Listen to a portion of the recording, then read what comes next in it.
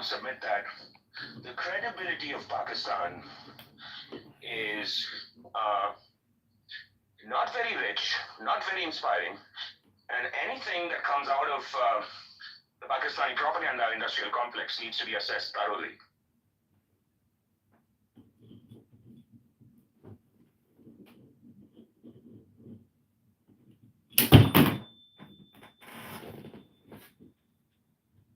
So, what will be India's reaction now towards those culprits who have killed innocents in India via these Pakistanis sitting abroad in other countries other than Pakistan? So, what do you have to say about that? What will the Indian government do to teach them lessons? I think India has reacted already. Now it's up to Pakistan to react, and we'll have to wait and watch. That is on Pakistan's side. I'm talking about those sitting up in other countries other than Pakistan. Those who have orchestrated earlier wars, the earlier attacks. What about them? They shouldn't be left untaught lessons. I think Indians appreciate and value the idea of free speech. It is something central to a civilization. Voices of dissent are built up in India, not just merely tolerated, but we value that. So in open societies, if individuals with multiple positions want to peacefully articulate themselves, then India would have no problems with that. Two things. The moment they begin to attack our citizens physically or our interests physically, we would certainly take cognizance of that and continue to work with the authorities to avert that or bring them to books. Aside from that, we'd also continue to lean on these countries to make sure that the law isn't broken in their thing. That's entirely their discretion. So I'm afraid that India would just have to wait and watch as to what these people do. But the Indian diaspora is also extremely excited, as you would know, Ganesh, better. And, for any propaganda nonsense that these people, the occasional people indulge in, perhaps the Indian diaspora would retaliate by just being peaceful and speaking the truth. Truth alone triumphs. Satyameva Jayate. It's not truth triumphs. Truth alone triumphs. And every Indian would be invested in that idea. So those who supplied funds, etc., to Pakistan to go and attack India or conduct terrorist attacks, etc., as this military personnel has accepted, I'll reiterate the question.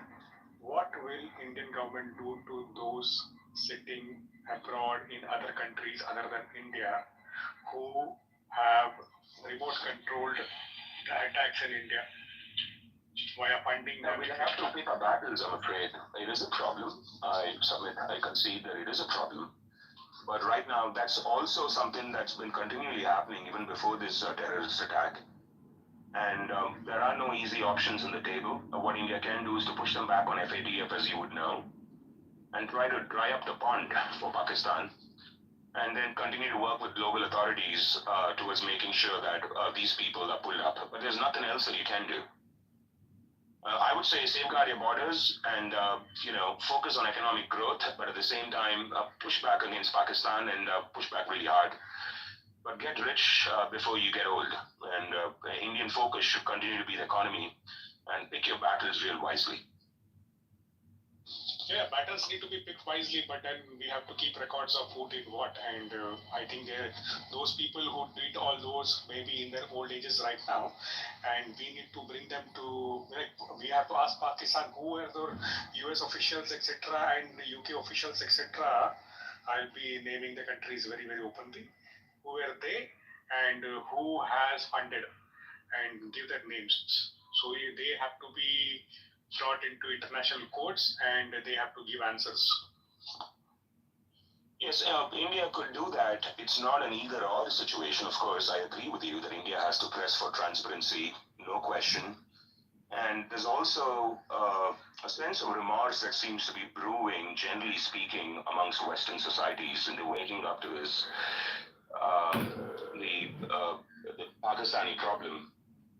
And think generally speaking, if India can work more closer ties and make sure that we are able to avert these situations, it will be even better.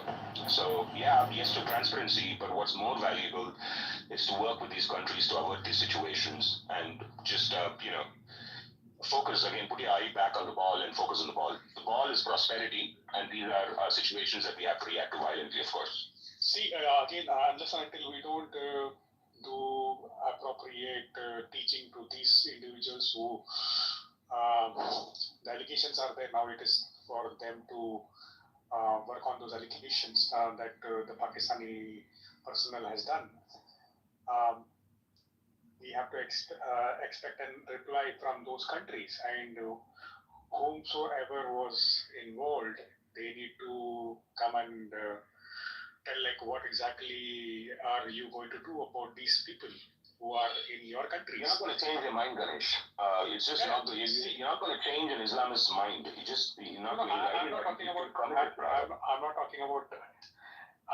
See, we have identified already, and we have it. See, unless and until the cancer is entirely removed from their roots, it is probably going to return back, and that should not be the case. We have to do a proper exercise so that all the people involved in the past also have to be taught lessons, so that the message is clear and crisp that if you disturb Indians unnecessarily, you will not be spared. That message has to go clear.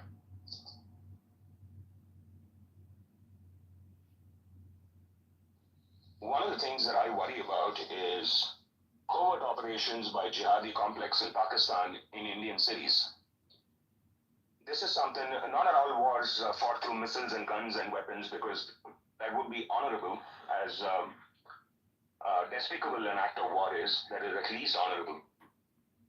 But, terror, one of the things that we have to worry about is what would Pakistan do to activate their assets, ground assets in India, and they have some, we all know this, in order to create more mass panic.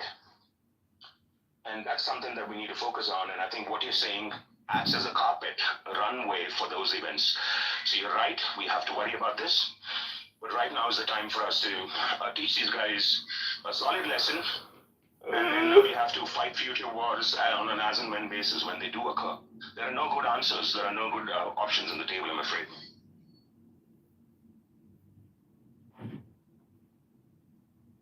See, I don't think the current governments who are aware of what the situation is are going to tolerate nonsenses in their own grounds, right? I think UK and US will not tolerate rascals in their grounds.